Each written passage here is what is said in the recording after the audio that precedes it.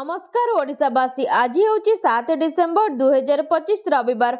आज दिन टॉप 20 देश विदेश किसी गुरुत्वपूर्ण खबर रही जमीक पीएम किसान सुभद्रा योजना राशन कार्ड विषय रे संपूर्ण भिडटी को देखिले जानीपारे कौन सब अपडेट रही। आम चैनल को प्रथम करी आसी चैनल को सब्सक्राइब करी आपण भल पाइबा स्वरूप भिडटी को छोट छोट लाइक टे कर दिंतु एवं कमेंट रे जय जगन्नाथ लिखि दिंतु। आजिर प्रथम खबर, झील बाहाघर पर टेंशन नहीं, टंका देबे सरकार, उपहार भी मिलिबो। मुख्यमंत्री कन्या विवाह योजना बा एमकेबीवाई को मिलिला राज्य सरकार का मंजूरी। कन्या विवाह योजना रे मिलिबो 51,000 टंकार आर्थिक सहायता। मुख्यमंत्री कन्या विवाह योजना पे आसिला गाइडलाइन। एने सबु जिलापाल को महिला और शिशु विकास विभाग पक्षरु चिठी लिखा जायछि। विवाह पर कन्या को मिल 51,000 टंकार सहायता राशि, से टंकार 35,000 टंकार डीबीटी माध्यम सीधा अकाउंट को जीव। विवाह उपहार 10,000, आयोजना पर संस्था को मिल 6,000 टंका। एथिपाई झील बयस 18 रु 35 वर्ष, पुओ बयस 21 रु 35 वर्ष होइतिबा आवश्यक। तेबे समाज आर्थिक अनग्रसर और सामाजिक भाव अवहेलित गोष्ठी को यही योजनार टंका मिलिबो। विधवांक द्वितीय विवाह को प्रोत्साहन तथा 18 वर्ष कम बयसर कन्या विवाह रोकवाकू यह स्कीम काम करिबो। परवर्ती खबर, रेलवे बड़ नियुक्ति अभियान, 1.2 लाख पदवी खाली। भारतीय रेलवे एथर युवपीढ़ी मानक पई एक गुरुत्वपूर्ण सुजोग प्रदान करिछि। सारा देश रे जेउ माने रेलवे चाकरी पे अपेक्षा करिसंती सेमानक पई वर्षर सबुठारु बड़ खबर आसीछि। रेलवे 2024 एवं 2025 वर्ष पई मोट 1,20,579 पदवी पई नियुक्ति प्रक्रिया आरंभ करिछि। रेल मंत्री अश्विनी वैष्णव शीतकालीन अधिवेशन समय संसद रे एही नियुक्ति अभियान घोषणा करी कहिथिले जे एते बड़ अभियान पूर्वरु केबे करा जाय नथिला। रेलवे सर्वदा युवपीढ़ी मानक प्राथमिकता देई आसीछि एवं एथर एककालीन एते बड़ संख्यार पदवी प्रकाश करी रेलवे प्रार्थी मानकर आशा को आहुरी वृद्धि करिछि। रेल मंत्री कहिसेंति जे उभय वर्ष पर नियुक्ति प्रक्रिया को त्वरान्वित करा जायछि एवं विज्ञप्ति जारी करा जायछि। रेल मंत्रालय अनुसार रेलवे 2024 पर 10टी प्रमुख विज्ञप्ति जारी करिछि, जेउथिरे 91,116 पदवी पर नियुक्ति जारी रहिछि। परवर्ती खबर, ओएसएस टीईटी पर आजिठु आवेदन, जनवरी 20 रे परीक्षा। जनवरी 20 तारिख में अनुष्ठित हो ओडिशा सेकेंडरी स्कूल शिक्षक योग्यता परीक्षा और एसएस टीईटी परीक्षा। परीक्षा पर इच्छुक थिबा आशायी प्रार्थी माने आज आवेदन करें। आसंता 17 तारिख आवेदन शेष तारिख रही। माध्यमिक शिक्षा परिषद बोर्ड पक्षर समय धार्य करा जायछि। आशायी माने जनवरी 10 तारिख में बोर्ड वेबसाइट रु एडमिट कार्ड डाउनलोड करें। जनवरी 20 तारिख में परीक्षा हेबो और एसएस टीईटी रो 2टी पेपर परीक्षा हेबो। प्रथम पेपर परीक्षा सकाळ 9 आरंभ हो 11:30 पर्यंत चलिबो। सेहीपरि द्वितीय पेपर परीक्षा अपराह्न 2 4 जाए चलिबो बोली बोर्ड पक्षरु समय निर्घंट जारी करा जायछि। परवर्ती खबर, 20,000 ऊर्ध्व अंगनवाड़ी केन्द्र नाही निजस्व गृह, भड़ा घरे चली पाठपढ़ा। भड़ा घरे चली अंगनवाड़ी केन्द्र, 20,150 अंगनवाड़ी केन्द्र नाही निजस्व गृह। विधानसभा उपमुख्यमंत्री प्रभाती परिडा उत्तर को नहीं उद्वेग। उपमुख्यमंत्री कहिसेंति जे राज्य में मोट 74,224 अंगनवाड़ी केन्द्र अच्छी। 50टी अंगनवाड़ी केन्द्र पर 12 लाख हिसाब से 6 कोटी मंजूर होइछि। गोटे अंगनवाड़ी कार्य आरंभ होइछि। एसबु अंगनवाड़ी केन्द्र सहरांचल उद्दिष्ट। समस्त अंगनवाड़ी केन्द्र पर जमी चिन्हट सरी। राज्य में एवं 3,890 अंगनवाड़ी केन्द्र भड़ा घरे चलुची। 10,469 अंगनवाड़ी कम्युनिटी सेंटर रे चली। 4,574 अंगनवाड़ी केन्द्र स्कूल घरे चली। परवर्ती खबर, केन्द्र सरकार बड़ निष्पत्ति, 18,000 टपी बनाई घरोई विमान भड़ा, किलोमीटर अनुଯାयी पड़िबो भड़ा। गत 5 दिन धरी इंडिगो विमान चलाचल बंद हेबा एवं यात्री संख्या आशातीत वृद्धि जोगु अन्य विमान कंपनी गुड़िकर टिकेट मूल्य आकाश छुआ होइछि। एही परिप्रेक्षी केंद्र सरकार शनिवार एक बड़ निष्पत्ति नेइछंती। बेसामरिक विमान चलाचल मंत्रालय पक्षरु विमान उड़ान कंपनी उपर रोक लगा जाइछि, जहाँ यात्री मानकु आश्वस्ति प्रदान करिबो। मंत्रालय पक्षरु कहा जाइछि जे विमान कंपनी गुड़िक अधिक शुल्क नहीं पारिबे नाही। 500 किलोमीटर भितर विमान भड़ा 7,500 टपिबो नाही बोली विमान कंपनी गुड़िक ଅବଗତ କରାଯାଇଛି। ପରବର୍ତ୍ତୀ ଖବର, ଏବେ ୟୁପିଆଇ ଚେକବୁକ୍ ସବୁ ଫ୍ରି। ଜିରୋ ବାଲାନ୍ସ ଆକାଉଣ୍ଟଧାରୀଙ୍କ ପାଇଁ ଆସିଲା ଅନେକ ସୁବିଧା। ଏହି ତାରିଖରୁ ଲାଗୁ ହେବ। ଭାରତୀୟ reserve bank zero balance bank ଆକାଉଣ୍ଟଧାରୀ ଲକ୍ଷ ଲକ୍ଷ ଲୋକଙ୍କ ପାଇଁ କିଛି ଭଲ ଖବର ଆଣିଛି। ତେଣୁ ଯଦି ଆପଣଙ୍କ ବ୍ୟାଙ୍କ ଆକାଉଣ୍ଟରେ ଜିରୋ ବାଲାନ୍ସ ଅଛି, ତେବେ ଏହି ଖବର ଆପଣଙ୍କ ପାଇଁ ବିଶେଷ ଭଲ। ରିଜର୍ଭ ବ୍ୟାଙ୍କ ଏହି ଆକାଉଣ୍ଟଗୁଡ଼ିକ ପାଇଁ ନିୟମଗୁଡ଼ିକୁ ଶିଥିଳ କରିଛି ଏବଂ ମାଗଣା ସେବାର ପରିସରକୁ ବିସ୍ତାର କରିଛି, ଯାହା ସାଧାରଣ ଲୋକଙ୍କ ପାଇଁ ବ୍ୟାଙ୍କିଂକୁ ସହଜ ଏବଂ ସୁଲଭ କରିଛି। ଏହି ପରିବର୍ତ୍ତନ ଗ୍ରାମାଞ୍ଚଳ କିମ୍ବା ଛୋଟ ସହରରେ ରହୁଥିବା ଏବଂ ଡିଜିଟାଲ ପେମେଣ୍ଟ ବ୍ୟବହାର କରୁଥିବା ଲୋକଙ୍କ ପାଇଁ ବିଶେଷ ଭାବରେ ଲାଭଦାୟକ। ଭାରତୀୟ ରିଜର୍ଭ ବ୍ୟାଙ୍କ ଆରବିଆଇ ସାଧାରଣ ଗ୍ରାହକଙ୍କୁ ଆଶ୍ୱସ୍ତି ପ୍ରଦାନ କରି ମୌଳିକ ସେଭିଂ ବ୍ୟାଙ୍କ ଡିପୋଜିଟ୍ ବିଏସବିଡି ଆକାଉଣ୍ଟରେ ଗୁରୁତ୍ୱପୂର୍ଣ୍ଣ ପରିବର୍ତ୍ତନ କରିଛି। ଏହି ପରିବର୍ତ୍ତନଗୁଡ଼ିକ ମଧ୍ୟରେ ଅସୀମିତ ମାସିକ ଜମା, ବିନା କିଛି ରେନ୍ୟୁଆଲ ଫିସ୍ରେ ଫ୍ରି ଏଟିଏମ୍ କିମ୍ବା ଡେବିଟ୍ କାର୍ଡ ବ୍ୟବହାର, ପ୍ରତିବର୍ଷ ଅତିକମରେ 25 ପୃଷ୍ଠାର ଏକ ମାଗଣା ଚେକବୁକ୍, ଇଣ୍ଟରନେଟ୍ ଏବଂ ମୋବାଇଲ ବ୍ୟାଙ୍କିଂ ଏବଂ ପାସବୁକ୍ କିମ୍ବା ମାସିକ ଷ୍ଟେଟମେଣ୍ଟ ଅନ୍ତର୍ଭୁକ୍ତ। ବିଏସବିଡିରେ ପରିବର୍ତ୍ତନ କରିବା ପାଇଁ ବ୍ୟାଙ୍କଗୁଡ଼ିକ 7 ଦିନ ସମୟ ଦେଇଛି ରିଜର୍ଭ ବ୍ୟାଙ୍କ। ପରବର୍ତ୍ତୀ ଖବର, ପ୍ରଥମରୁ ଦ୍ୱାଦଶ ଯାଏଁ ପରିବର୍ତ୍ତନ ହେବ ପାଠ୍ୟ ପୁସ୍ତକ। ରାଜ୍ୟର ବିଦ୍ୟାଳୟ ଶିକ୍ଷା କ୍ଷେତ୍ରରେ ବ୍ୟାପକ ସଂସ୍କାର ଆଣିବା ପାଇଁ ଓଡ଼ିଶା ସରକାର ପ୍ରଥମରୁ ଦ୍ୱାଦଶ ଶ୍ରେଣୀ ପର୍ଯ୍ୟନ୍ତ ପାଠ୍ୟକ୍ରମରେ ପରିବର୍ତ୍ତନ ଆଣିବାକୁ ଯୋଜନା କରିଛନ୍ତି। ଗଣଶିକ୍ଷା ମନ୍ତ୍ରୀ ନିତ୍ୟାନନ୍ଦ ଗଣ୍ଡ ଶୁକ୍ରବାର ବିଧାନସଭାରେ ଏହି ସୂଚନା ଦେଇଛନ୍ତି। ଏକ ପ୍ରଶ୍ନର ଉତ୍ତରରେ ମନ୍ତ୍ରୀ କହିଛନ୍ତି ଯେ ସ୍କୁଲ ଓ ଗଣଶିକ୍ଷା ବିଭାଗ ଅଧୀନରେ ଥିବା ସମସ୍ତ ବିଦ୍ୟାଳୟର ପ୍ରଥମ ଶ୍ରେଣୀରୁ ଦ୍ୱାଦଶ ଶ୍ରେଣୀ ପର୍ଯ୍ୟନ୍ତ ବର୍ତ୍ତମାନ ପାଠ୍ୟକ୍ରମରେ ସମ୍ପୂର୍ଣ୍ଣ ପରିବର୍ତ୍ତନ କରାଯିବ। ପାଠ୍ୟପୁସ୍ତକ ପରିବର୍ତ୍ତନ ପାଇଁ ପ୍ରସ୍ତୁତି ପ୍ରକ୍ରିୟା ପର୍ଯ୍ୟାୟକ୍ରମେ ଜାରି ରହିଛି ବୋଲି ଗଣଶିକ୍ଷା ମନ୍ତ୍ରୀ କହିଛନ୍ତି। ପରବର୍ତ୍ତୀ ଖବର, ଏଠାରେ 1 ଟଙ୍କାରେ ଜମି ଦେଉଛନ୍ତି ସରକାର। ଜାଣନ୍ତୁ କେଉଁଠି ଏବଂ କିପରି। ଏହି ତାରିଖ ସୁଦ୍ଧା କରନ୍ତୁ ଆବେଦନ। ବର୍ତ୍ତମାନ ସମୟରେ ଜମି କିଣିବା ବେଶ୍ କଷ୍ଟସାଧ୍ୟ କଥା। ମହଙ୍ଗା ଯୁଗରେ ପ୍ରତ୍ୟେକ ଜିନିଷର ମୂଲ୍ୟ ବୃଦ୍ଧି ପାଉଛି। ଜମିର ମୂଲ୍ୟ ବୃଦ୍ଧି ପାଇବା ବ୍ୟତୀତ ଆଇନଗତ ଏବଂ କାଗଜପତ୍ର କାମ ମଧ୍ୟ ଏକ ଚ୍ୟାଲେଞ୍ଜର ବିଷୟ ପାଲଟିଛି। ଏହା ବ୍ୟତୀତ ସହରାଞ୍ଚଳରେ ଜମିର ଉପଲବ୍ଧତା ମଧ୍ୟ ଏକ ବଡ଼ ଚ୍ୟାଲେଞ୍ଜ। ଏହି ସମୟରେ ଯଦି କେହି ଆପଣଙ୍କୁ କହେ ଯେ କେବଳ 1 ଟଙ୍କାରେ ଆପଣ ଜମି କିଣିପାରିବେ, ତେବେ ଏହା ଶୁଣି ଆପଣଙ୍କୁ ତାଜୁବ ଲାଗିବ ସତ, କିନ୍ତୁ ଏହା ସତ୍ୟ। ବିହାର ସରକାର କେବଳ 1 ଟଙ୍କାର ଜମି ପ୍ରଦାନ ଘୋଷଣା କରି ନିବେଶକଙ୍କ ପାଇଁ ଏକ ବଡ଼ ସୁଯୋଗ ଖୋଲି ଦେଇଛନ୍ତି। ଯଦି ଆପଣ ଗୁରୁତ୍ୱପୂର୍ଣ୍ଣ ନିବେଶ ଏବଂ ନିଯୁକ୍ତି ସୃଷ୍ଟି କରିପାରିବେ, ତେବେ ମାର୍ଚ୍ଚ 31, 2026 ସୁଦ୍ଧା ଆବେଦନ କରନ୍ତୁ ଏବଂ ଏହି ସୁବର୍ଣ୍ଣ ସୁଯୋଗର ଫାଇଦା ଉଠାନ୍ତୁ। ପରବର୍ତ୍ତୀ ଖବର, ସୁଭଦ୍ରା ଟଙ୍କା ମିଳିବ। ନୂଆ ବର୍ଷରେ ଏକାବେଳେ ଖାତାକୁ ଆସିବ 10,000 ଟଙ୍କା। ସୁଭଦ୍ରାରେ ଯୋଡ଼ି ହୋଇଛନ୍ତି ନୂଆ 17 ଲକ୍ଷ ହିତାଧିକାରୀ। ସରଜମିନ ତଦନ୍ତ ପରେ 17 ଲକ୍ଷରୁ ଉର୍ଦ୍ଧ୍ୱ ମହିଳା ସାମିଲ ହୋଇଥିବା ନେଇ ସୂଚନା ଦେଇଥିଲେ ଉପମୁଖ୍ୟମନ୍ତ୍ରୀ ପ୍ରଭାତୀ ପରିଡ଼ା। 21 ବର୍ଷ ପରେ ହିତାଧିକାରୀ ଆପେ ଆପେ ଯୋଡ଼ି ହେଉଛନ୍ତି। ଏବେ 1,03,99,801 ଜଣ ମହିଳା ପ୍ରଥମ ଓ ଦ୍ୱିତୀୟ କିସ୍ତି ପାଇଛନ୍ତି। ସେହିଭଳି 97,51,479 ଜଣ ମହିଳା ତୃତୀୟ କିସ୍ତି ଟଙ୍କା ପାଇସାରିଛନ୍ତି। ମାର୍ଚ୍ଚ 8 ଅନ୍ତର୍ଜାତୀୟ ମହିଳା ଦିବସରେ ଏକାଥରକେ 2ଟି କିସ୍ତି ପାଇବେ ନୂଆ ସୁଭଦ୍ରା ହିତାଧିକାରୀ। 1/4/2025 ସୁଦ୍ଧା 21 ବର୍ଷ କିମ୍ବା ତାଠାରୁ ଅଧିକ ଏବଂ 60 ବର୍ଷରୁ କମ୍ ବୟସର ମହିଳାଙ୍କଠାରୁ 2025-26 ଆର୍ଥିକ ବର୍ଷ ପାଇଁ ସୁଭଦ୍ରା 2025-26 ଆର୍ଥିକ ବର୍ଷ ପାଇଁ ସୁଭଦ୍ରା ଅଧୀନରେ ନୂତନ ଆବେଦନ ଆମନ୍ତ୍ରଣ। ପୂର୍ବରୁ ଆବେଦନ କରିଥିବା ମହିଳାଙ୍କ ଆବେଦନ ଗ୍ରହଣୀୟ ନୁହେଁ।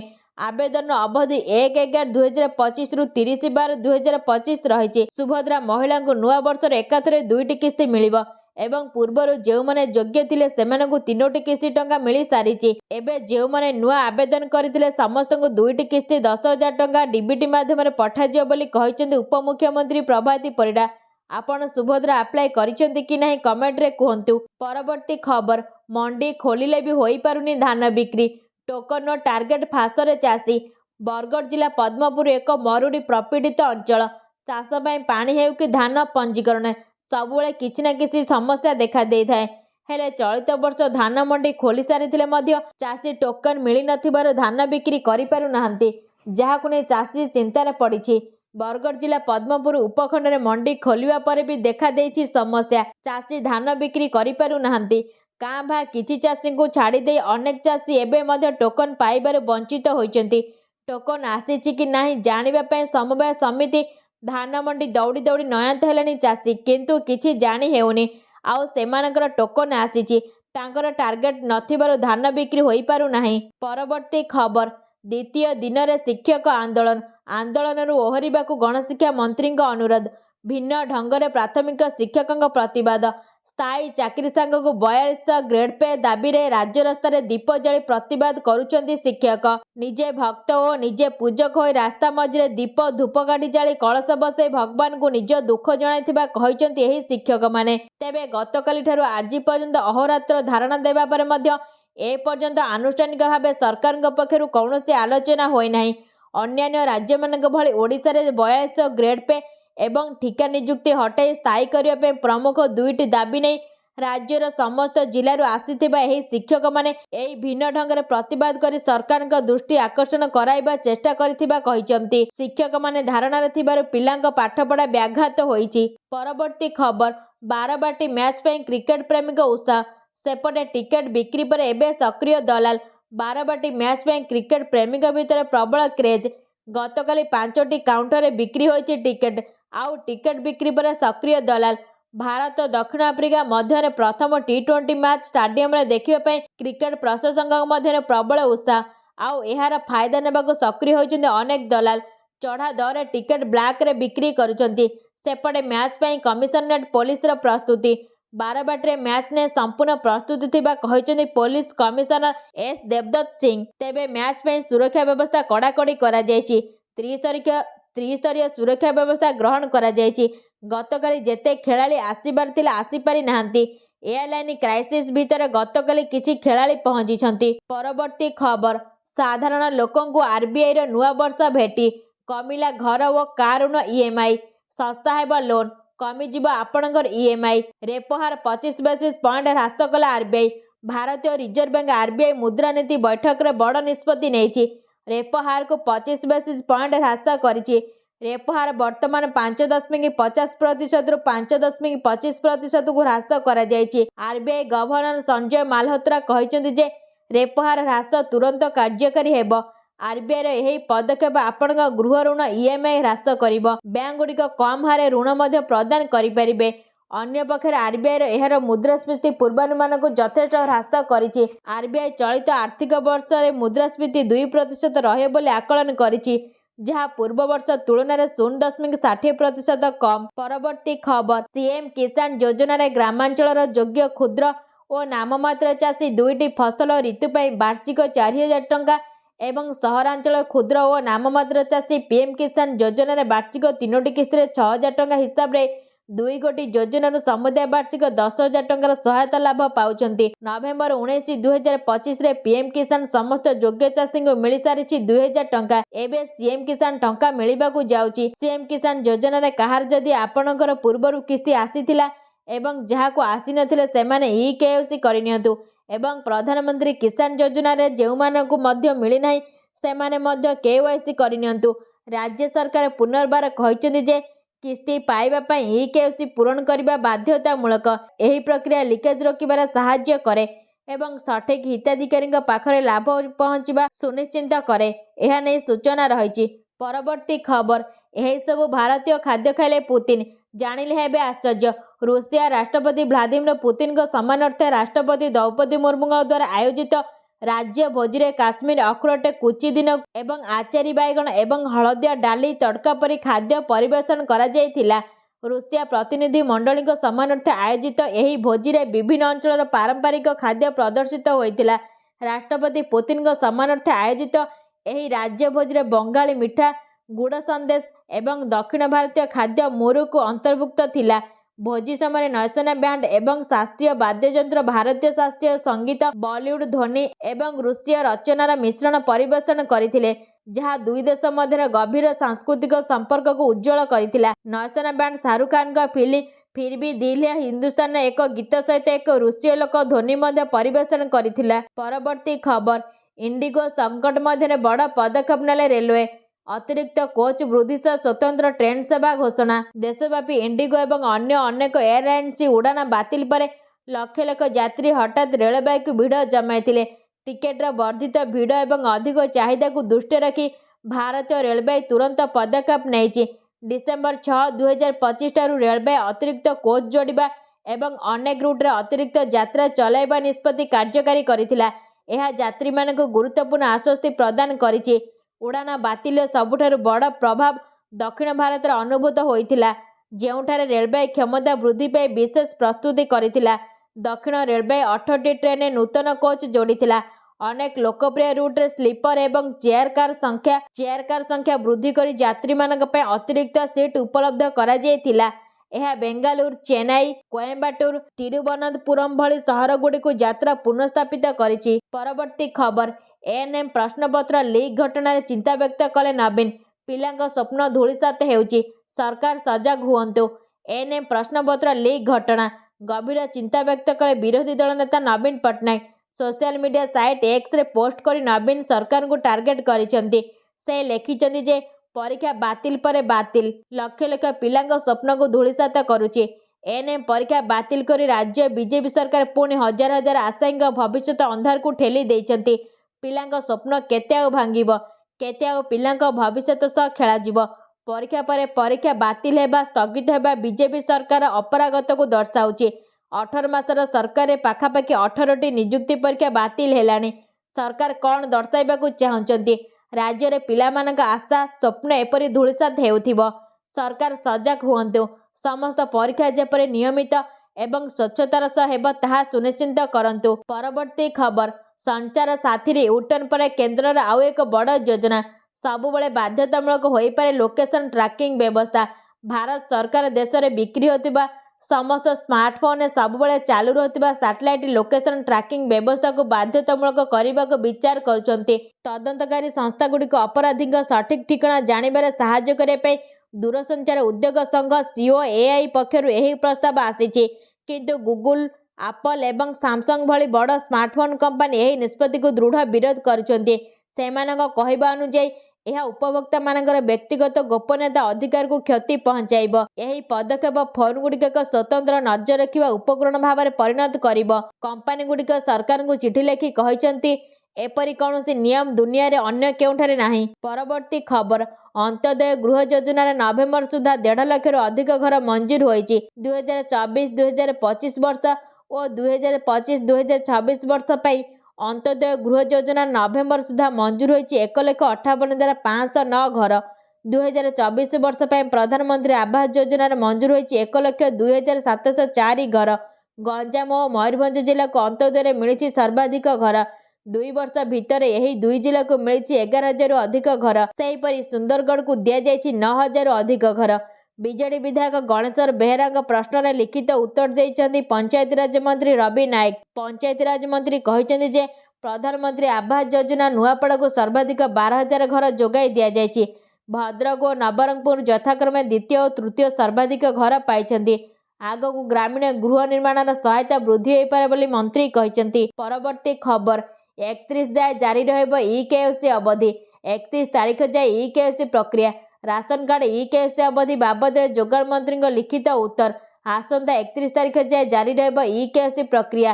ଇ-କେୱାଇସି ପ୍ରକ୍ରିୟାରେ 6,23,000 ମୃତ ବ୍ୟକ୍ତି ଚିହ୍ନଟ ହୋଇଛନ୍ତି। 33,128 ଅଯୋଗ୍ୟ ରାସନ କାର୍ଡ ବାତିଲ କରାଯାଇଛି। ଗତ ବର୍ଷ ଜୁନ୍ରୁ 15,33,153 ଜଣ ଆବେଦନ କରିଛନ୍ତି। ଏନେଇ ବିଧାନସଭାରେ ଲିଖିତ ଉତ୍ତର ରଖିଛନ୍ତି ଯୋଗାଣ ମନ୍ତ୍ରୀ କୃଷ୍ଣଚନ୍ଦ୍ର ପାତ୍ର। ଆଜି ବିଧାନସଭା ଶୀତକାଳୀନ ଅଧିବେଶନ ଶେଷ ଦିନ। ସ୍ୱାଭାବିକ ଚାଲିଛି ବିଧାନସଭା ପ୍ରଶ୍ନକାଳ। ବିଧାୟକ ବିଧାୟିକାଙ୍କ ପ୍ରଶ୍ନର ଉତ୍ତର ରଖିଛନ୍ତି ବିଭିନ୍ନ ବିଭାଗର ମନ୍ତ୍ରୀ। ଏବଂ ଆଗାମୀ ଦିନରେ ଆପଣଙ୍କୁ ବାର୍ଷିକ 35 କିଲୋ ଚାଉଳ ମିଳିବ, ଏହା ନେଇ ସୂଚନା ରହିଛି। ପରବର୍ତ୍ତୀ ଖବର। 24ରୁ ଆରମ୍ଭ କରି 18 କ୍ୟାରେଟ୍ ପର୍ଯ୍ୟନ୍ତ ବାହାଘର ସିଜିନରେ ଗୋଟେ ଝଟକାରେ ହଠାତ୍ ଏତେ ଟଙ୍କା ଶସ୍ତା ହୋଇଗଲା ସୁନା। ଗ୍ରାହକଙ୍କ ପାଇଁ ଆସିଲା ଖୁସି ଖବର। ବାହାଘର ସିଜିନରେ ଶସ୍ତା ହୋଇଗଲା ସୁନା। ଏବେ ଶୀଘ୍ର ଶୀଘ୍ର ଦୋକାନକୁ ଯାଆନ୍ତୁ ଆଉ ଭରି ଭରି ସୁନା ନିଜ ପ୍ରିୟ ଲୋକଙ୍କ ପାଇଁ କିଣି ଆଣନ୍ତୁ। କାରଣ ଭାରତରେ ସୁନା ମୂଲ୍ୟ ଡିସେମ୍ବର 6 ତାରିଖରେ ହ୍ରାସ ପାଇଛି। 100 ଗ୍ରାମ ସୁନାର ମୂଲ୍ୟ 5400 ଟଙ୍କା କମିଛି ଏବଂ 24 କ୍ୟାରେଟ୍ ସୁନାର ମୂଲ୍ୟ 540 ଟଙ୍କା ହ୍ରାସ ପାଇଛି। ସେହିପରି 22 କ୍ୟାରେଟ୍ ଏବଂ 18 କ୍ୟାରେଟ୍ ସୁନାର ମୂଲ୍ୟ ମଧ୍ୟ କମିଛି। ଅନ୍ୟପକ୍ଷରେ ରୂପା ଏହାର ରେକର୍ଡ ସର୍ବାଧିକ ନିକଟରେ ରହିଛି। ଡିସେମ୍ବର 6 ତାରିଖରେ 24 କ୍ୟାରେଟ୍ ସୁନାର ମୂଲ୍ୟ ପ୍ରତି 10 ଗ୍ରାମ ପିଛା 540 ଟଙ୍କାରୁ ହ୍ରାସ ପାଇ 1,30,450 ଟଙ୍କାରେ ପହଞ୍ଚିଛି। ଯେତେବେଳେ 100 ଗ୍ରାମ ସୁନାର ମୂଲ୍ୟ 5,400 ହ୍ରାସ ପାଇ 13,01,500 ଟଙ୍କାରେ ପହଞ୍ଚିଛି। ପରବର୍ତ୍ତୀ ଖବର। ପିଏଫ୍ ଆକାଉଣ୍ଟ ଥିଲେ ମିଳିବ 45,000। ଜାଣି ନିଅନ୍ତୁ ପୂରା ପ୍ରକ୍ରିୟା। ନୂଆ ବର୍ଷରେ ଇପିଏଫ୍ କର୍ମଚାରୀଙ୍କ ପାଇଁ ଆସିପାରେ ଖୁସି ଖବର। ବଢ଼ିପାରେ ଇପିଏଫ୍ ଆକାଉଣ୍ଟର ସୁଧହାର। ଆର୍ଥିକ ବର୍ଷ 2025-2026 ବର୍ଷ ପାଇଁ ସୁଧହାର ବୃଦ୍ଧି କରିବା ପରେ ଆଲୋଚନା ଆରମ୍ଭ ହୋଇଛି। पीएफ आकाउंटधारी आर्थिक सुरक्षा प्रदान करने ईपीएफ नूतन योजना प्रस्तुत करुचे। आशा करा जाउछि जे सरकार एथर पीएफ कर्मचारी को 9% पर्यंत सुध प्रदान करिपारन्ते। वर्तमान 2024-2025 रे कर्मचारी को 8.25% सुध प्रदान करा जायथिला। तेणु सुध बढ़िले यह 0.75% वृद्धि हेब। जदि प्रस्तावटी गृहीत हुए तेबे प्राय 7.5 कोटी ईपीएफ कर्मचारी एथिरु सीधासळख उपकृत हेबे। अनेक कर्मचारी 45,000 टंका पर्यंत अतिरिक्त राशि पाइपारिबे। ईपीएफ द्वारा खूब शीघ्र एने संपूर्ण विवरणी प्रकाश कराजिबो। परवर्ती खबर ओडिशा सरकार का मधुबाबू पेंशन योजना राज्यर वृद्ध विधवा निराश्रिता और असमर्थक लोकों ପାଇଁ जीवन एक महत्वपूर्ण साहाय्य भली काम करुचे। यही योजना वर्तमान प्रतिमास 1,000 ରୁ 1,200 टंका पर्यंत पेंशन दिया जाउची, जहाँ लक्षाधिक लोकों जीविकार भरोसा होइचे। किंतु बढ़ुतिबा महंगा और जीवन यापन खर्च देखि अनेक पेंशनभोगी और समाजसेवी संगठन दीर्घ दिन धरी यही राशि को वृद्धि कर 3,000 टंका करने ପାଇଁ दाबी करुछंती। निर्वाचन पूर्व सरकार यह बढ़ाइबा ପାଇଁ आश्वासन देइथिले, जदिओ एपर्यंत कौनसी नुआ घोषणा होई नै। अनेक वृद्ध और असहाय लोक यही अल्प राशि रे दिन काटिबाको विवश हेउचंती, जोंथरे औषध खाद्य और आवश्यक जिनस ପାଇଁ खर्च करबा असंभव प्राय हेउची। सेथिबे सरकार शीघ्र यही योजना राशि वृद्धि करी लोकों आशा पूरण करे बोली समाजर समस्त श्रेणी आशा करुछंती। परवर्ती खबर रेपो हार 0.25% ह्रास। दरदाम स्थिति नियंत्रण में थिबारु भारतीय रिजर्व बैंक मुद्रानीति कमिटी गुरुत्वपूर्ण रेपो हार 0.25% ह्रास करिछि। फल आगामी दिन में ऋण नहीं ग्राहक मानक पई मासिक किस्ती बा ईएमआई ह्रास हेब। एथिसहित बैंक और आर्थिक आनुष्ठानिक ऋण सुध कम करने आशा देखा देइछि। रेपो हार 5.5% रु ह्रास पाई 5.25% होइतिबा रिजर्व बैंक गवर्नर संजय मालहोत्रा घोषणा करिसेंती। यह पूर्व गत जून रेपो हार 6% रु ह्रास पाई 5.5% होइतिला। रेपो हार ह्रास द्वारा घर और गाड़ी किणवाकू ऋण नैथिबा ग्राहक मानक ईएमआई बोझ कम होइथाय। परवर्ती खबर राज्य में हाड़भंगा जाड़। कोरापुटे प्रबल ठंडा सांगकू घन कुहुड़ी। कोरापुटे प्रबल ठंडा सांगकू घन कुहुड़ी। किछि दिन हला जिलार विभिन्न स्थान में तापमात्रा 15 डिग्री तलकू रहुछि। सकाळ संध्यारे घन कुहुड़ी छाई रहुथिबारु दृश्यमान दूरता कम रहुछि। जनसाधारण और गाड़ी चालक माने असुविधार सम्मुखीन हेउछन्ति। बस और छोट बड़ जानवाहन विलंबर चलुथिबारु यातायात व्यवस्था प्रभावित होइछि। सेपटे राज्य में पुणी शीत बढ़िबार लागिछि। दारिंगबाड़ीर राति तापमात्रा खसी 9 डिग्री रे पहुंची।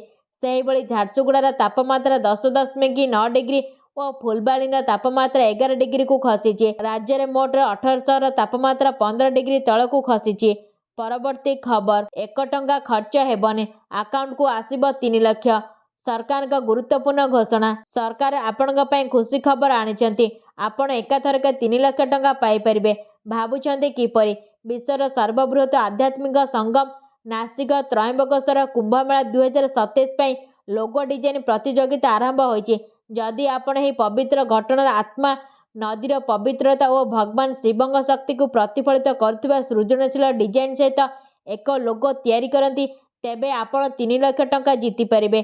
नासिक त्रयंबकेश्वर कुंभमेला विश्वर सबुठारु बड़ आध्यात्मिक समावेश मध्य गोटे।